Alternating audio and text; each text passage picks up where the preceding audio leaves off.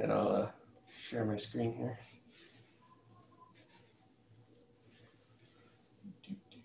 Is that okay size? Everybody can see that? I'm going to do some live coding that I've only practiced once because it's been a crazy week. So we'll see how this goes.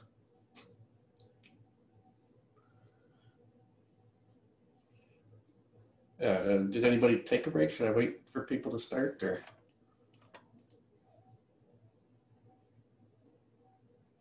We lost a couple of people, maybe 3. I'll let you make the call, Rylan. Yeah, I would imagine that most people, I can only see a few people on the video, but I think everybody else has turned off. But I think most people are here, so I think it's fine to go ahead. Is that summarized? I didn't know snippet. Color scheme? Most important question, sorry. All right, well, I guess I'll go ahead and get started then. Hello, everybody. I'm Paul Sadauskas. I'm the lead architect at TextUs. I've been doing Ruby for I don't know, 15 years now, maybe longer, since Rails 0.11. This is how you can find me on Twitter and GitHub. And also, as I mentioned during announcements, we're hiring.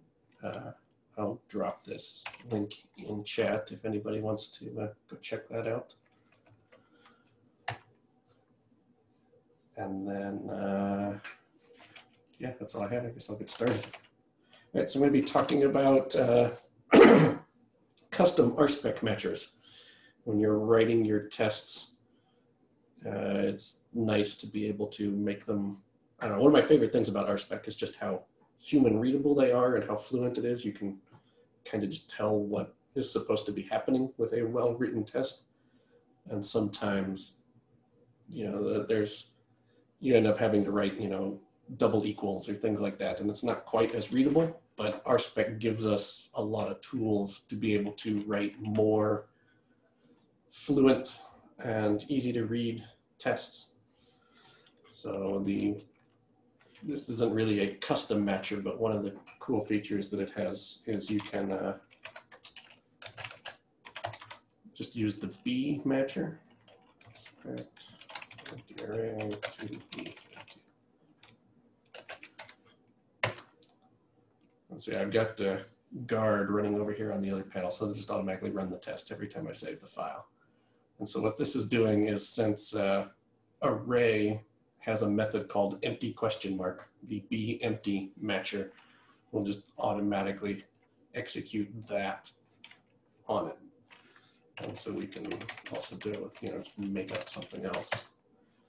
And you can see here that, why isn't that scroll? Expected to respond to foo question mark, even though we just said B foo. And so then that works for, you know, not just built-ins, but really anything. So if you have a, you know, say we have a result class that responds to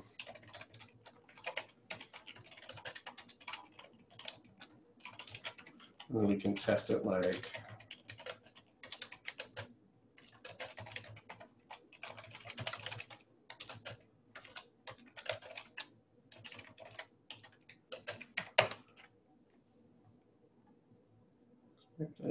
oops, no question mark. This needs to scroll. That's gonna be annoying. Okay, over here now. All right, so yeah, so we've defined a success question mark method, and it just, the B success will just automatically go off and call it. And we can even gets a decent error message when it doesn't, you know, expected failure to return true got false. And you can also write these another way. So B success and B failure doesn't always sound the best. So we can also write it like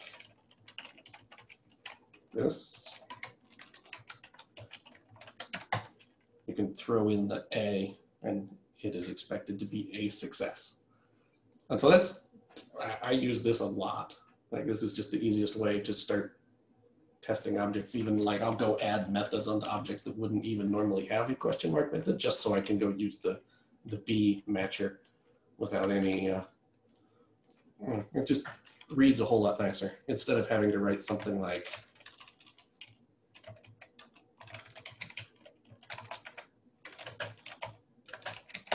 it just doesn't read as well. Success. Yeah, the way that this one reads is a whole lot, I don't know, I find it nicer. That's probably just me being pedantic. All right, so what else? Oh yeah, the next two. Yeah, so you can take any existing built-in matcher and create the negative of it. The RSpec provides a helper method that will just automatically create the inverse. And so we can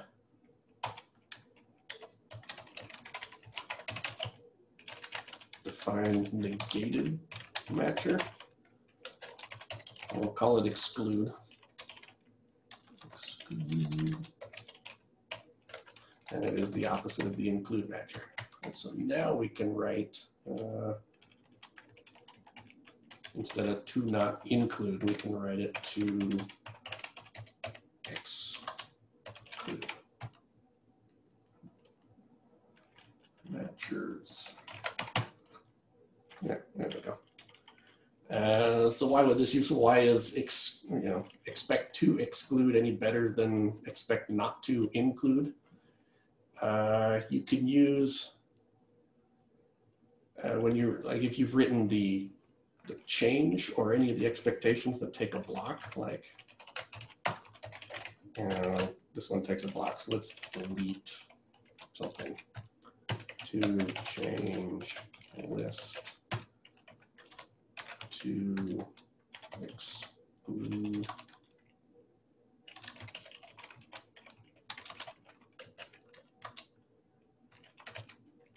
Are the right number of things there? One more. So yeah, you couldn't do to change to, you couldn't, to not here doesn't work. So if you wanted to say, the opposite of include something, you have to write the exclude matcher. And the other one is and. So I don't know if you've seen, you can chain a couple together. So we can write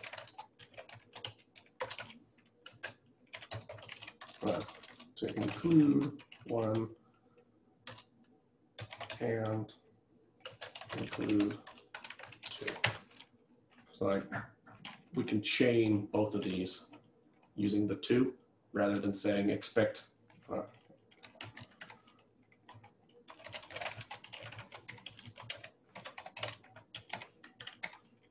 And so like this gets kind of repetitive, and if you're doing any hard work, you might want to save an instance variable, but it's also kind of nice to just be able to chain them together like that. But if you want to say to not include 5 and not include 4, now I'm going to delete. So this won't work because there's no and not. But what we can do is change this to exclude.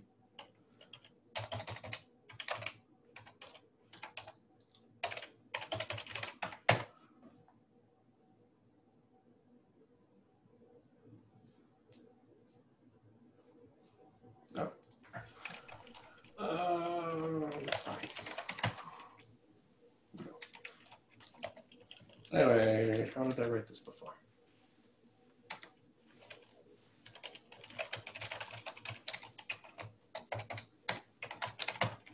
There, like that. That'll work. Okay. Feel free to shout out any questions, or you can drop them in chat. I've got the chat open. If anybody has any questions, we can stop, and anything else we want to try. I have a question. Go for it. So can you mix include and exclude here? I don't know. Let's find out. No. I think it's that you can't match. What's this saying here? Yeah, you can't match to, not, and. Can you do to include 5 and exclude 4 then? Yeah, probably. To include 1. Yeah, there we go. Yeah, it doesn't care what matchers. Like you could say be be present. What? Present? I don't have present because I'm not in Rails. Be kind of array. Yeah, so you can just mix and match.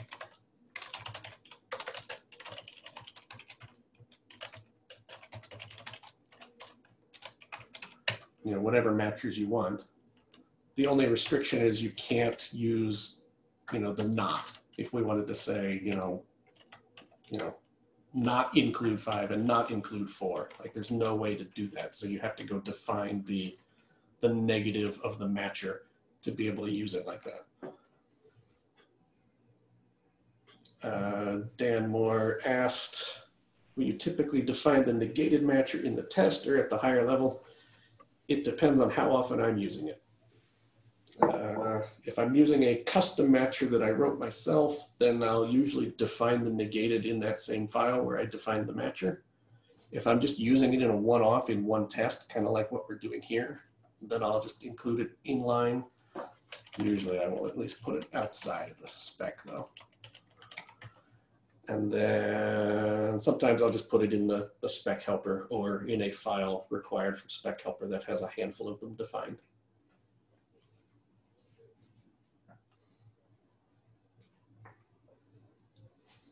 All right, no more questions. We'll move on to the next thing.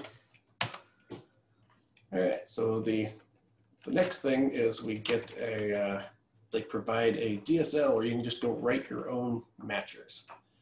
And the way that looks is we RSpec matchers define, we give it a name. And they take expected here. So if you wanted to provide it an argument, which this one won't, so we won't have one.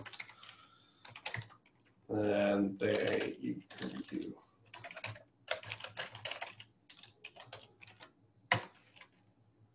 that. So the thing you have to implement is the match block. And the way we will end up using this is, let's go make a talk.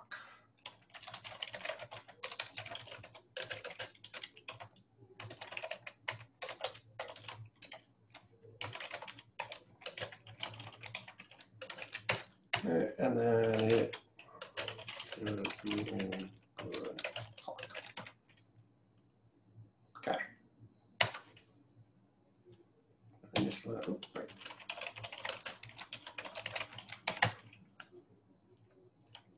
Yep. Expected to be a good talk, but our thing here is returning nil, so we can say true. Yeah, that works. That's probably not what we want. You don't want a matcher that'll just return truthy every time. But so what actual here that we're passing into this is the, well, we'll go write this out the long way first. So that's the short way. So you write this out the long way in RSpec.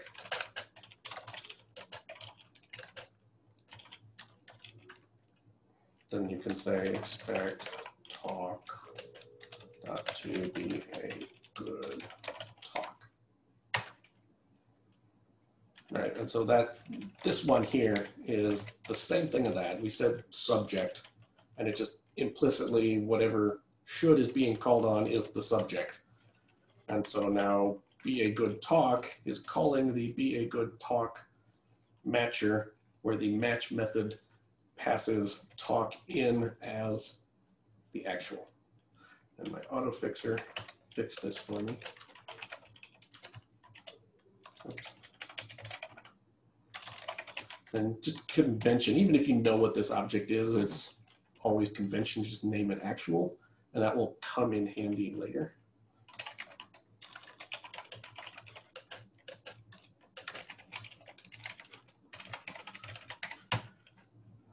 Yeah, so what we're doing is we're checking that, you know, the author attribute of the actual, where actual is the talk that we passed in here, and also the implicit subject that is coming into this one. And we're just checking the author is Paul, and it is. And we can, let's make another talk.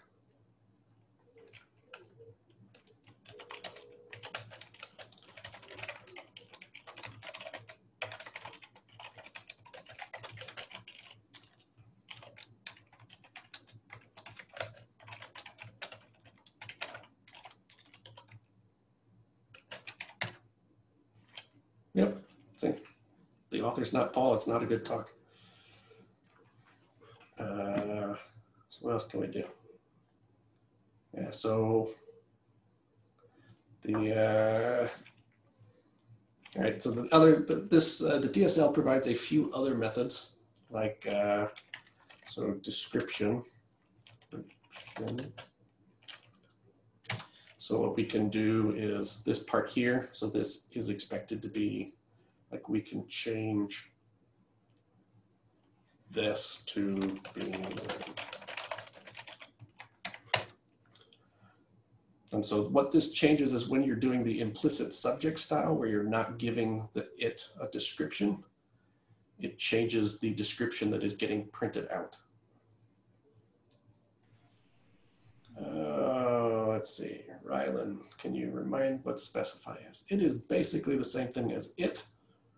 It may even be identical to it, just without the description. Does that make sense, Rylan? They may even just be aliases. Can we give,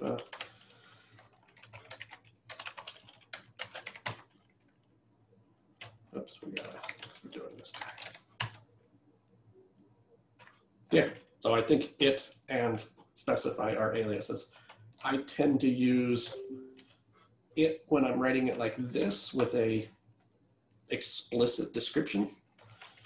I use it when I have an implicit subject, and then I use specify when I'm writing a short one out like this, just with the braces for the block. And that's just my own personal heuristic. I don't know that there's any rules or convention around what to do when. All right. So something else we can do here is, so with the description, we just said the best talk ever. But if we were to, well, we're not passing anything in here. But we could, like, you know, if we had expected, we could use it inside these, we can use it in here and in here, all these blocks to get better output in our tests in the documentation format. So we did description, oh, failure message. So here it's, you know, expected big, gross, ugly thing to be the best talk ever. But what we can do, so be the best talk ever, this is coming from the description that we wrote. But if we want to customize what the output of this failure message is, we can do,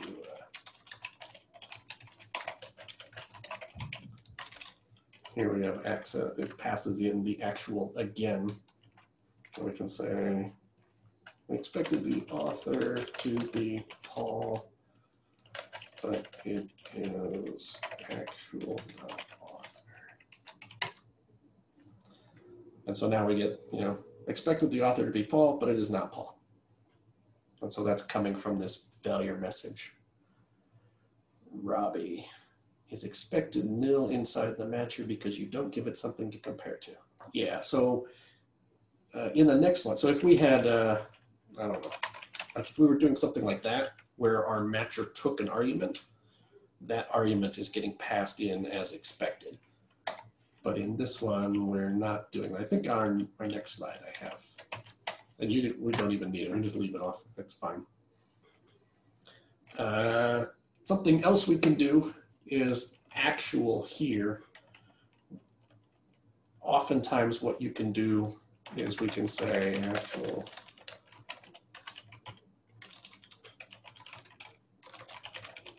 so we can just shortcut this part. And then if we leave off our failure message, we get, you know, so the default failure message, if you don't provide one, is to take actual and put it in the failure string. So, you know, here we pulled the author off of the actual we passed in and we saved it as the instance variable actual. And so then the failure message just automatically came along. And we can also then just, if we do want to customize it, but it is, that's interesting. I wonder why that didn't work. Because we're passing one in. Oops. It should be at actual instead of at author. Oh, at author. That's right. Stupid dynamically typed language.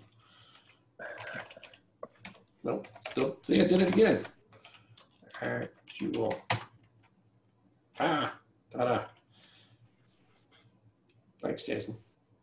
It's the downside of IVARs not raising when they're undefined. Yep. And then implicit string interpolation. Yeah. And so then the other thing we can do is, let's pull this out.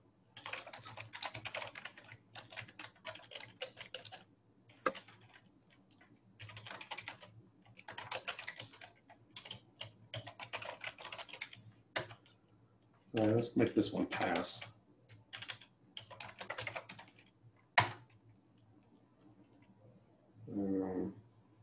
Oh, right.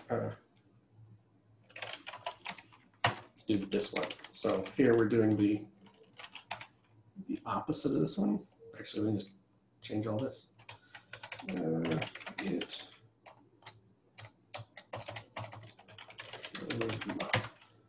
Yeah, so this one is going to fail, you know, expected, you know, that failure message doesn't make any sense, and it's not using our failure message because we're using the not, so the to not or the should not, but we can do failure message when negated, expected the, I don't know, what should we say here? Not a good talk, but the author was Paul, so it's gotta be good. Right. Not a good talk, but so the failure message when negated block is the thing that gets called on should not and to not, and you get a different error message out of it.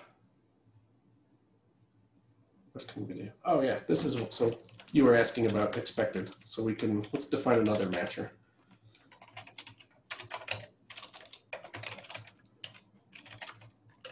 And be authored by. So match to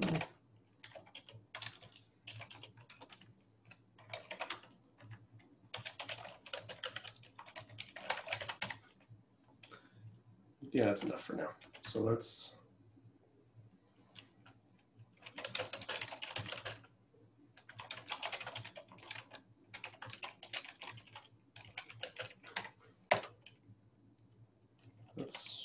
too many of these.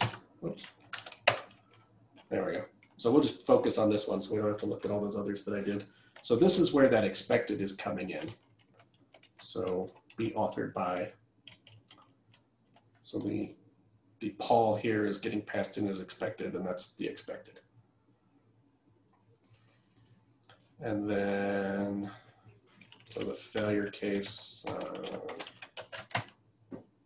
yeah, expected not to be authored by, or to be authored by not Paul, but it wasn't. So that's the failure we get out of that. And you can do the same description and failure message when negated in all of these, and you have access to expected within those blocks. So let's see, is the instance variable always called actual? Does it get its name from the argument? It's always called actual. RSpec does special things if you name it actual. So like here we can actual equals actual dot author. And so at actual here, it becomes Paul. And like, you know, if we were to rename this to talk, you know, it goes back to this. It's looking for the IVAR actual. I didn't know about fit. That's handy. Yeah, it's also, you can do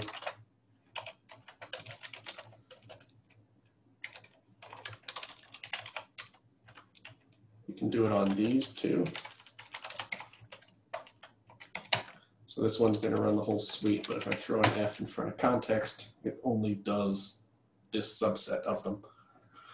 And yeah, you can use, so it stands for focus, and you can also use X to turn one off, mark it as pending.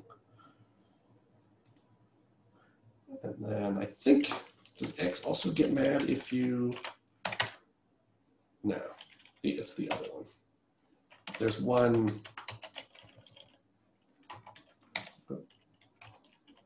nope,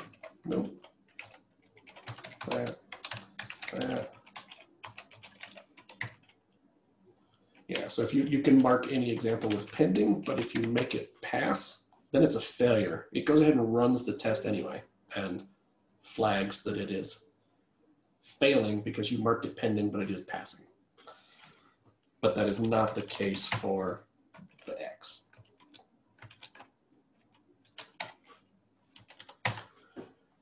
Okay, what else? Oh, but to do that focus thing, I think you have to, which one is it? Yeah, you have to go uncomment this. I forget if this is the default or not, but when you initialize RSpec, it gives you this spec helper. You either have to turn it on or make sure it is turned on. Okay. Any more questions? No, looks good. Does anybody have anything? All right, we'll move on to the next one. What's next? 4. All right, so this is one that we wrote. I wrote a long time ago, and I've been enhancing it and moving it through my code bases as I move on. It comes about when I want to check that a record exists in an array or a relation or anything. Like if you have an active record relation, it's going to return 10 things, and you just care that your search result includes this one. By default, if you use the include matcher, RSpec prints out a giant list of things. So we can, expected big struct with all these attributes we don't care about. And all we cared is that it, had this one thing in it. And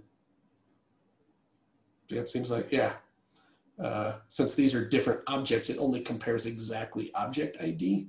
So in active record, if you were to, create a record and then run a query to return that record and you ask them if they're equal, I think active record says they're not. I don't remember if it does it based on ID or not, but there are cases where it gets confused and it says that, oh, this list of one thing that is your thing doesn't match your one thing. And it gets pretty frustrating just in all the noise, and then it misses things up. So we have this include record matcher that I wrote. It's kind of big, so I'm just going to copy and paste it straight into here. But it should look pretty, here's the match, and we're setting an actual, and then we're defining the description, and we're defining a nice failure message and a failure message when negated. And so we can change this to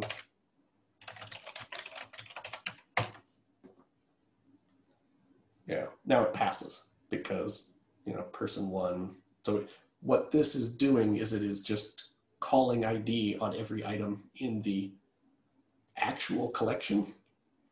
So the collection here is the list. So this list, so it's calling ID on everything in there. And then it is making sure that that list of IDs includes the ID of the actual you just gave it. And then to pretty print this, because it's, you know, this, well, let's make one fail first. So let's say it should include Chuck. And screw that up. 19.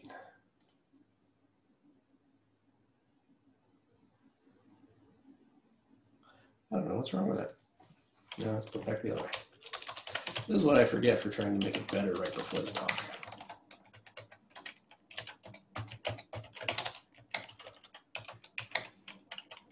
Probably have to fix that one too.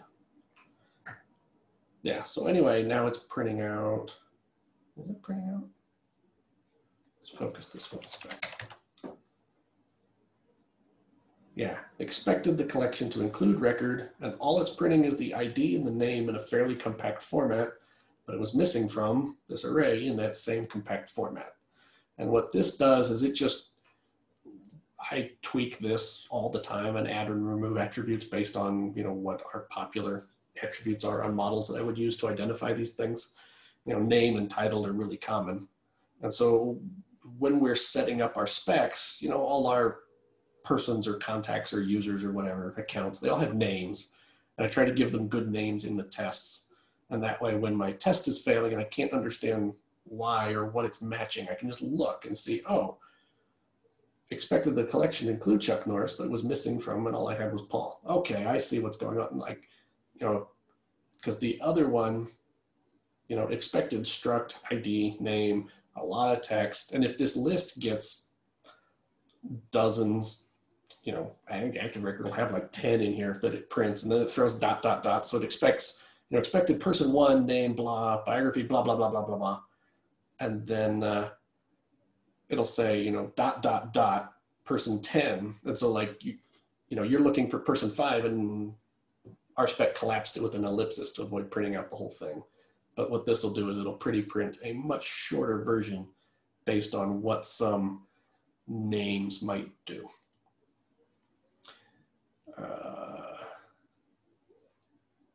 So Dan asks, what does .lazy do? That is on enumerable. It will, so normally you have a list of things. Lazy will, when you're chaining enumerable. So here we have name, title, slug, 2 param. And what Ruby will do is then we call detect on it. And it will call detect on each one of these. And since detect, it'll stop on the first one it gets. And then, hang on. This is a bad example for trying to explain lazy, actually. But it performs, it changes the order in which things are performed. Is that a good way to just test this? Yeah, let's just throw one in here. It do. Now let's make a 1, 2, 3, 4 dot, I don't know, select I got even available. You gonna work? Why did you stop? Go again. Let's focus so we can see what we're doing. Focus that. Okay. So yeah, apparently this works. It's a good thing to do. I don't know, having a trouble thinking of a good example there, but basically when you're iterating over an array, Ruby, if you leave lazy off, it will call, if you chain blocks on, you know, iterating blocks on an array, Ruby will, for the first one, call each thing. And then for the second one, call each thing. And for the, you know, any more that you chain on after that, it'll call each thing. What lazy does is it will pop the first one off, run it through the first block, run it through the second block, and then pop the second one off and run it through the first block. And so it collates the variables, basically. Like pages printed, like it collates them in a different way, basically. Yeah, kind of. Okay. Let me. I can look it up too. I just was curious. I've never seen that before. Yeah, I'm using it here, and I'm trying to think if I even need it here. Yeah, because I think what I'm having it do here is like as soon as it gets to the first one, I might have refactored something out and I don't need the lazy anymore. Let's see. Yeah, I don't think I needed it here anymore. But like if we had another detect, or before this we had a a select, or there was an each after this, and I only wanted the each to happen. If you're doing something expensive in here or in a select, maybe it was select. Oh, I bet that's it. I bet this used to be select. And let's put, let's give these things titles. Name, title, architect, title. I don't know, what's Chuck Norris's title?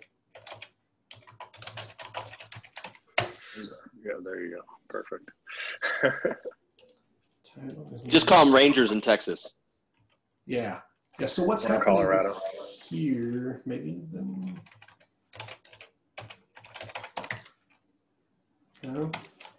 Anyway, so now it's passing both through, which is not what I want. Oh, but we could do no. Ah, that's it. So now it's printing out name and title. Name and title, name and title. And I think I used to just like have this list of things that I wanted to always print. But, at some point later, I discovered that that's not really what I want. I just want, give me the first one that matches. Like if the thing has a name, I don't care about the title or slug. Like these are all fallbacks. And what the lazy was doing was allowing the fallbacks to fall back without, getting all the way to the end, and then moving on to the next part of the block. Because once I find one, I don't care anymore. Or something. Could use find for this? Would that be an alternate way of writing that? Detect and find are aliases. Oh, there you go. Okay. So how do we, like here, I'll just copy and paste this. This is one of our actual tests that we use. I just stole this right. So, this is a query object, and it takes a query string, and then I go off and I create a bunch of users using the factories, and then I run a search, and then I make sure that, out of all those results, make sure that, this thing matched that one and did not include that one. And this is a really simple one. I have one where there's like 5 or 8 different users with different tags or names or emails or whatever. And I want to check, because if you've ever done like grapheme matching or anything like that in Postgres or Elasticsearch, it is, like if you wanted to do that, there's a lot of weird little edge cases. And I wanted to be able to set up a whole bunch of these edge cases and run through the tests and make sure the users I was expecting were there and the ones that shouldn't be there are not there. And I get really good output when I'm trying to find the debug. Oh, well, why isn't this one in there? Or why is this one here? It shouldn't be in there. Okay, Jason asks, what does diffable do? Yeah, we'll get there. Let's see. That's what's printing out this below. So if we drop the diffable, let's go clean up our mess. So we don't want that. Is this one real? These are all real.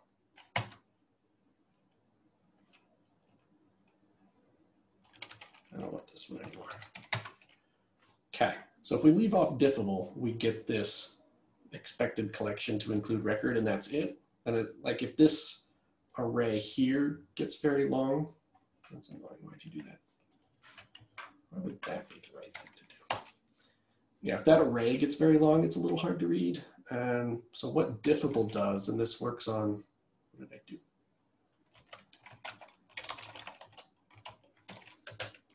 Where'd you go? All right, I guess the terminal just went away.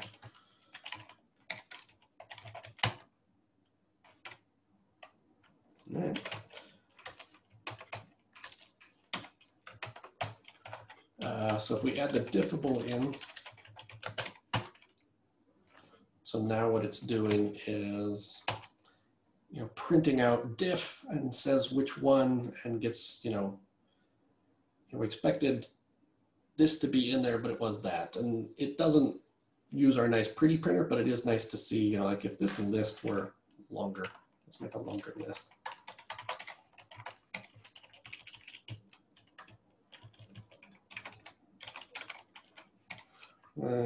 Just have a whole lot of pause, that's fine.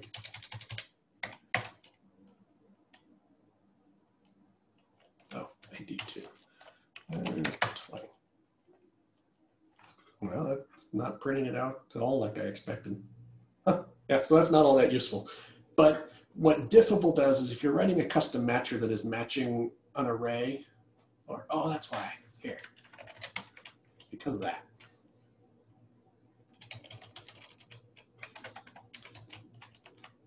It's because I overrode actual. If actual is what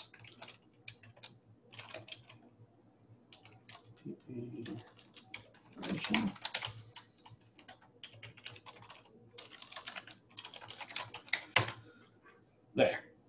So what was happening before is I was already pretty printing the collection of things, which was turning it into just one string instead of an array of useful things. And so the diffable was diffing that string with my string and printing out what was wrong. But if actual stays an array, then what diffable can do is print out, we can even, I don't know where it's getting that. But anyway, so what this is doing is saying like, oh, we expected this to be in here, but it wasn't in here.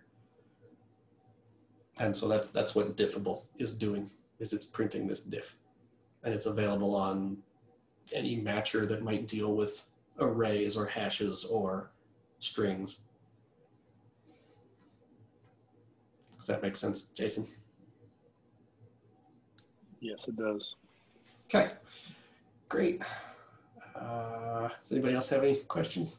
Yeah, Paul, I have a quick question. Go. Are those methods, those pretty print methods, are those baked into pretty print, or do you have them defined somewhere, like PP relation and PP record? Those. Oh. Yeah, that's another thing. I guess I didn't mention that. So define, do, and match, do, description, do. You can also go off and define your own methods in here. And the methods are all available inside all of these blocks. So that's where the pretty print record and pretty print relation come from.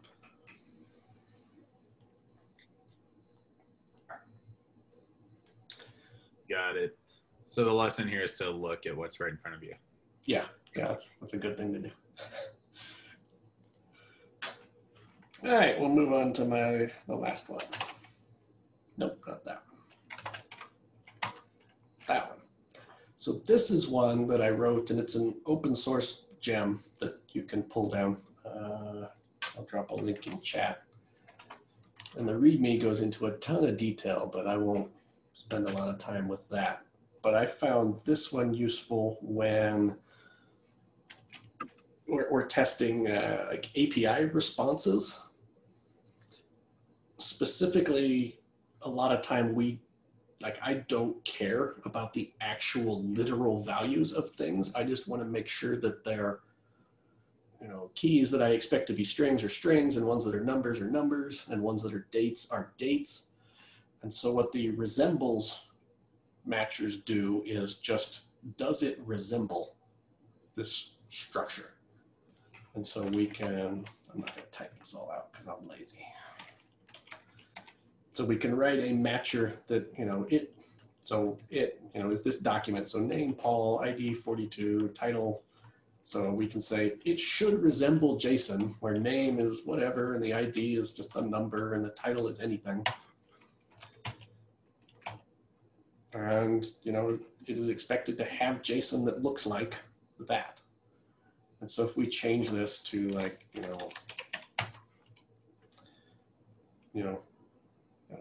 expected to have JSON that looks like this, but we got JSON that looks like this instead. And so this comes in handy when you've got really big JSON objects. And I called it JSON, but they're always hashes. But if you've got really big ones, you know, they might have 10 or a dozen or more attributes, or they may be nested in arrays and stuff. And it just says, well, I expected this and I got this. Good luck finding out what the actual problem is. And even the diffable in a giant hash, like, you know, sometimes it's not pretty printed, and even trying to do a diff of a pretty printed JSON, it is not at all obvious what is wrong. And so what this does, this matcher, is it goes to a lot of work to try and find deep in a nested hash what the actual problem is and printing out like that. But you know, when you're writing your API specs, you know, you might, you know, if we did, you know, if we written, say we wrote a spec like this. Well, we don't even care about that. And then we want to, you know, let the request, say we're in Rails, so none of this is going to work. Users path user. And we can say, you know, subject document is, let's leave this in here. Request, well, hang on, this has to be get. Okay. I forget. We've got a bunch of helpers that set all this up for me, but let's say, let's say we were writing it like this. So since we're using a factory here to create the user, we don't know what random name it might have chose, and we don't know what ID we ended up, like all these things are just filled out, and we don't know what any of them are. And to me, it always felt like, you know, writing it like this isn't testing much, especially if, like, you know, title, you know, say we're going through a presenter later and title isn't even attribute on user, it is something else that we pull from somewhere, and be like, I don't know, like I18N.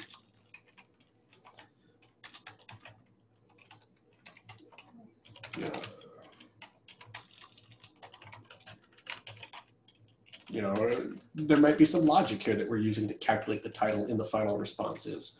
And in my API test, I don't care what the literal value of the title is. All I care about is that there is one, it's not null, and it is a string. It's not a number, or it happens to be a date or something dumb like that. So, you know, I just pick, you know, and this is where, you know, the Chuck Norris stuff comes in again. I don't care what number it is, I'll just pick a number, and, you know, and then, or actually, sorry, all of that should have gone down here. So, you know, if we'll leave this here, but pretend it is coming from a JSON response. You know, I'm not going to set up a server for this. So, you know, this user is, you know, comes from user for real, and so on. But in my test, I don't care. I just want to say, yeah, it's Chuck Norris. You know, I don't care what name Faker generated for that. And then, let's see. So yeah, it really becomes powerful when you get into more complicated APIs. I probably totally broke this test, but let's say, let's block it off for now. So here we have a, you know, a document where users is an array, and inside there, there's a hash, and inside there, there's, you know, all this stuff. Did I do that, or did it do that? That's strange. You know, and it's still formatting it here. No, you go that way. Go that way. Yeah, that's good enough. So yeah, here we have a document that has users. It's an array. It has a hash in it, and it says that. And here, you know, I still don't care what any of it is. But if we were to, you know, break this, you know, now it's telling us, like, deep inside this hash, this attribute is wrong. Inside users, the name attribute is wrong. We can go the other way, like, you know, if we have, say we also have this on our response. So it's telling us that oh, hey, I got this accounts field. I don't know, you didn't say it should resemble that. So that's in there extra, but this one was missing. This is a bug that I can't figure out how to fix. But yeah, if there's an error inside an array, it turns the closed bracket red for some reason.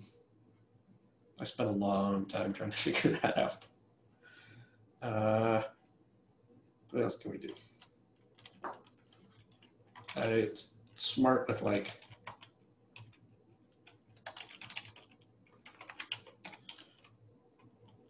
well, let's do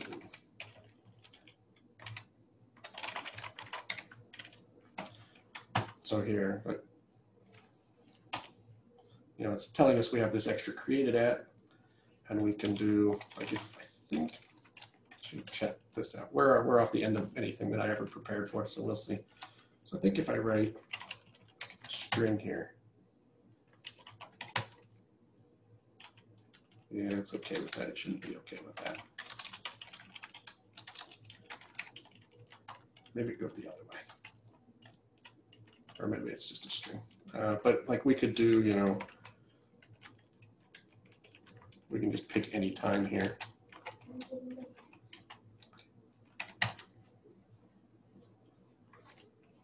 No, it's really mad at me, isn't it? Oh no, it's green. Yeah, that passed. So yeah, it just, this is in the README. But yeah, it is aware of times, so you could format one that way. I think you could do,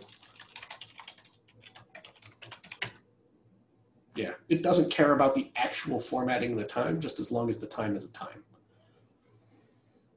And things like that. In the closure following should resemble JSON. Do the values act as placeholders for the data types? Yeah, that's basically what's happening here. Oh, and the other thing that just kind of happens as a side effect, I didn't specifically write this in, but you can also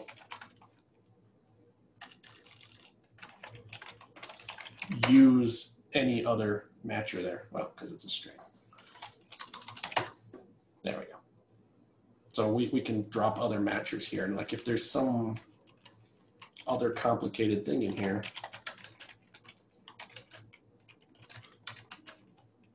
you know, on occasion, like, because if I don't want to list all the keys because I don't happen to care for some reason, we can do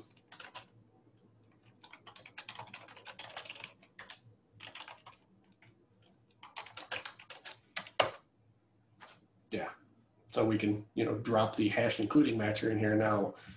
Rather than running through the resembles JSON, it's like, oh, I got a matcher. I'll just run that matcher on this. And does it include A? Yep, it includes A. We're good. Pass. Okay, so we're at the end of anything that I prepared for.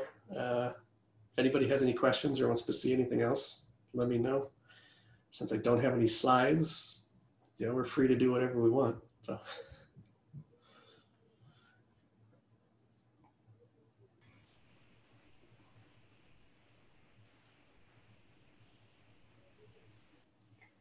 What's the name of that resembles JSON? Was that a custom thing or was it a? Yeah, I dropped the link in GitHub here. Let me share. Not in GitHub. Give it a star. Come on, give it a star. Yeah, give it a star. I found it. If I searched R-Spec resembles JSON, yep, your repo comes up. Yep, that's it. Yeah, the README is pretty long. Like resembles JSON is like the end of it. There's a whole lot more that builds up to it. So yeah, it starts with just like the basic, let me just go down here at the bottom and dump some code in here. So like it gives you a basic resemble matcher, and all that'll do is compare the types. So, you know, here we expect a number to be a number. And like you can go through the README and it's like, does it do numbers? Does it do floats? And like if you say, you know, expect, you know, that one's going to fail because that's a string and that's a number. Like it'll do times, it'll do Rails routes. So you can say like, you know, this is helpful for hypermedia APIs. that will match. And in fact, if if you had something like this, it would yell at you like, oh, hey, that's not a real path. That's not right. I can't do that. What else does it do? Yeah, and then the README gets into a lot more about how because the way the resembles JSON one works is it is taking all these keys and values and turning them into just plain resembles matchers. So, name resembles that, ID resembles that, title resembles, and walking through the whole document. And it even gets like, I'm going to delete this. Let's simplify this a bit. It can, if you've got two users like this, and we do,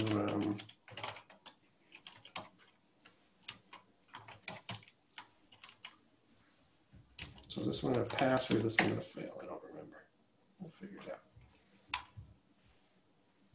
Yeah, so this is failing because title here is nil, and you said title should be anything, but you can also then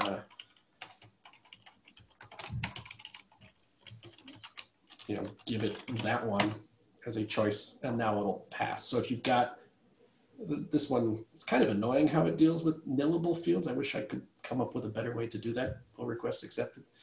But yeah, if you've got a big long list of things and the structure is a little bit different between them, like here it's a string and here it's null, you can dump that in here. And then, we can then further on have as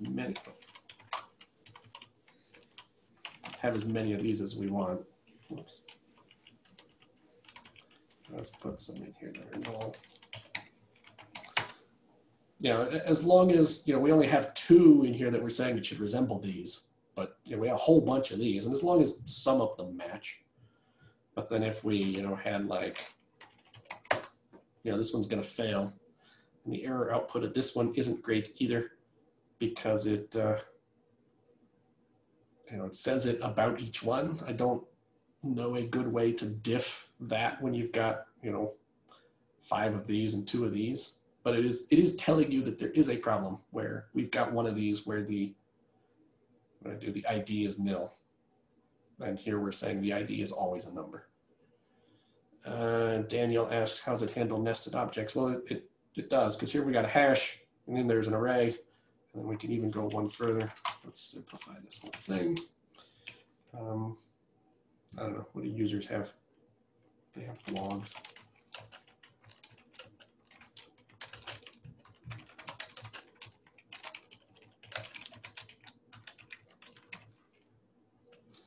Did I spell everything right?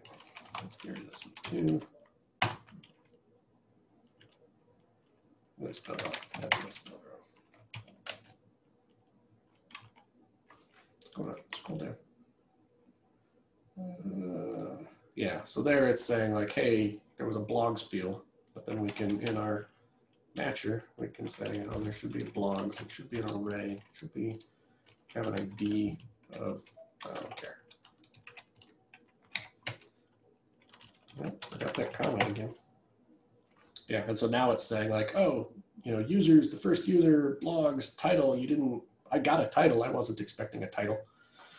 And so we can say title, whatever. Oh, and blog should have a body too. So let's say body. And now it's complaining like, hey, I didn't get a body in my expected. I got, you said there should be a body that's a string, but I didn't get it.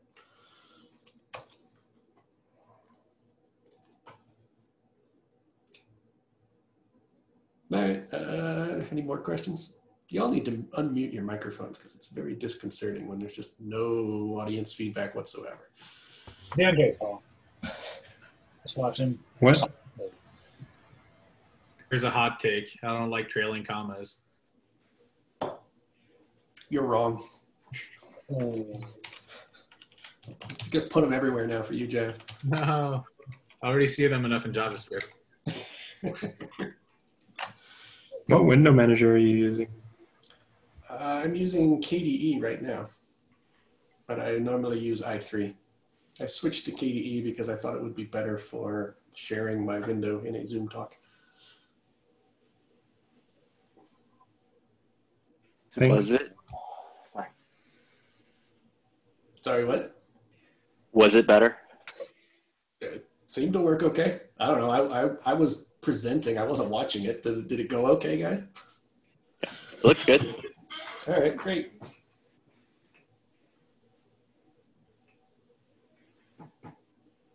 Awesome, Paul. Thank you so much. This is fantastic. That was really a great tour of the customizability of RSpec. That's great. Sure. Thanks, Dan. Yeah, super enlightening. I'll just stop sharing so I can see everybody.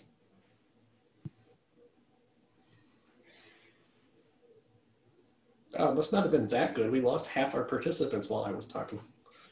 It is RSpec. People deep down don't care about testing. Yeah.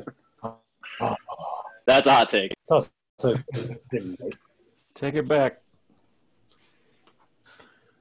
Well, no, the people left care about, or the people still here care about testing. The ones that left don't. True. there's only like 4. I'd like to take a quick poll. How many people here are using RSpec on the code base they contribute most to?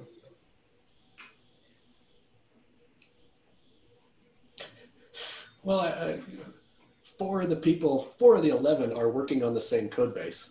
So. I'm going to pull the JavaScript card, sorry. I've used RSpec on every Rails app I've worked on, though. So I have as well until I arrived at the current one I'm working on, and I have to say I don't miss it. What I don't miss is the debates over semantics. yeah, It's really ESL pretty. debates. Yeah. Like we don't debate about our test suite at GitHub, which is the first company where I haven't had like syntactic debates about tests. Yeah, RSpec is very much, I don't know, I think the literary syntax really lends itself to a lot of arguments. But I don't know, I'd say once a year, every 2 years when I start a new gem, I'm like, I'm gonna see what else is out there. I'm gonna use Minitest for this one. And I get about, I don't know, 45 minutes into that project. I'm like, nope, fuck this. I miss all my helpers.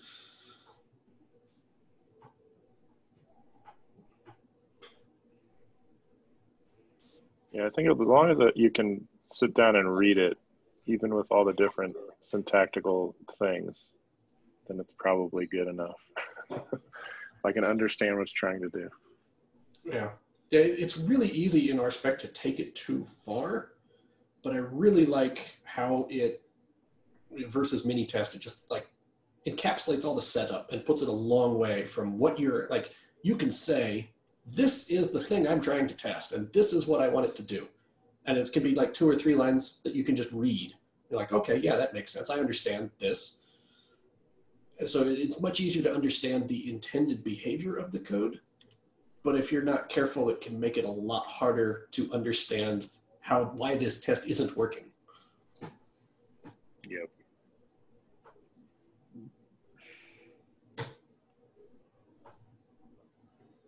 Well, does anyone have anything else? I kind of gotta get out of here. My kids are tapping. So, I don't know. I'll let Ryan close it down. But by the way, I should have put this plug earlier. Still looking for speakers. We have a couple of months ahead of time. So if you're interested in speaking, you can commit now and not have to do work on the talk for another couple of months, which is always a pleasant experience. So, but thank you, Daniel. Thank you, Paul. And I will see you guys next. Well, I don't know. Is there going to be another happy hour, Rylan? Someone wants to get that rolling, sure. All right. Well, I'll see you next month for sure, and maybe at a happy hour. Take care. All right. See you, Dan. Yeah, thanks for the talk, Paul. It's like I said, it was really interesting watching you code and just sort of the different ways that you can do things in RSpec that I didn't know about.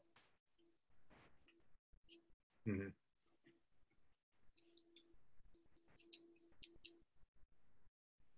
You're talking to the mute now. Stop recording. Yeah. I was saying thanks. And I always heard that trying to do live coding in talks was a bad idea, but I went ahead and did it anyway. I personally think it's a lazy way to do it because you don't have to write as many slides, and it's not. Yeah. I don't think it's hard, honestly. Yeah, I spent like, I don't know, 3 hours putting together this talk because it's like everything that's been going on, I just don't have the mental energy to deal with much more. And yeah, I just spent a couple hours to like, all right, here's the rough general outline of what we should talk about. And then kind of went off from there. Yeah, I think we're all feeling that mental energy exhaustion. Yeah. Multiple reasons. So anyway, yeah, thanks everyone.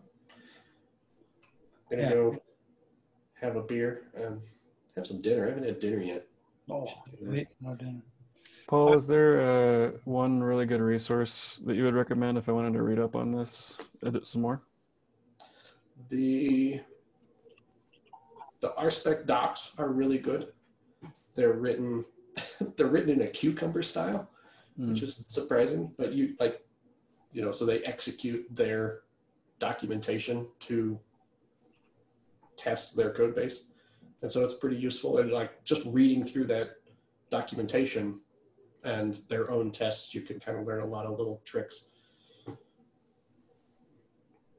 Yeah, Joel linked the better specs is pretty good.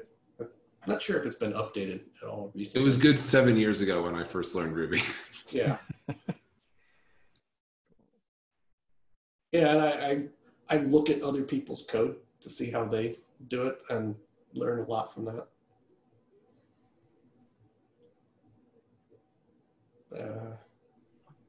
Yeah, Daniel, if only you had a teacher at Turing that was really into testing, that might have helped. Mm-hmm. I'm like one of the biggest testing nerds at Turing. I love teaching about testing. Yeah, Paul, I really enjoyed the talk. I hadn't gotten into customizing the matchers very much. So it was neat. I was kind of screenshotting along the way. I'm definitely going to check out your JSON matchers repo as well. Looks pretty cool. Good job. I will, all these files here, let me make a Git repo out of it. I'll push it up to GitHub. Yeah, we'd like to read your code. Yeah, and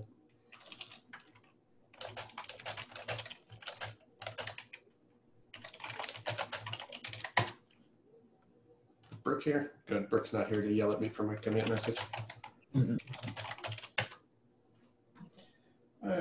In spirit, if you got Git cop running. How do I create a repository anymore? Init. Oh, you mean on GitHub? Yeah. Repo.new in your browser. There we go, new.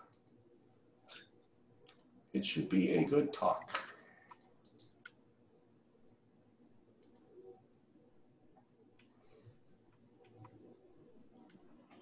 No, not that one, this one.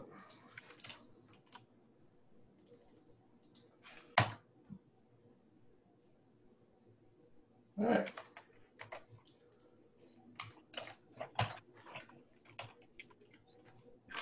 There we go. Yeah, everything is in the spec folder. To look at that code. Where did examples.txt come from? Yeah, the 1, 2, 3, and 4, 5 are just the slides that I walked through as we went through. Examples.txt is the thing RSpec spits out now for profiling. Yeah, shouldn't have been committed by default. Nobody's cloned that, right? I'm gonna force push master. Look out. I'm refreshing to watch it go away.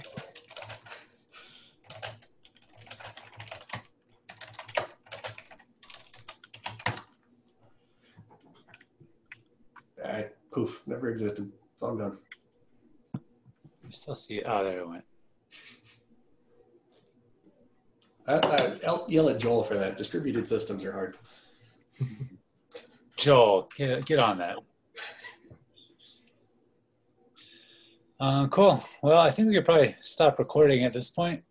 Joel, that seems like a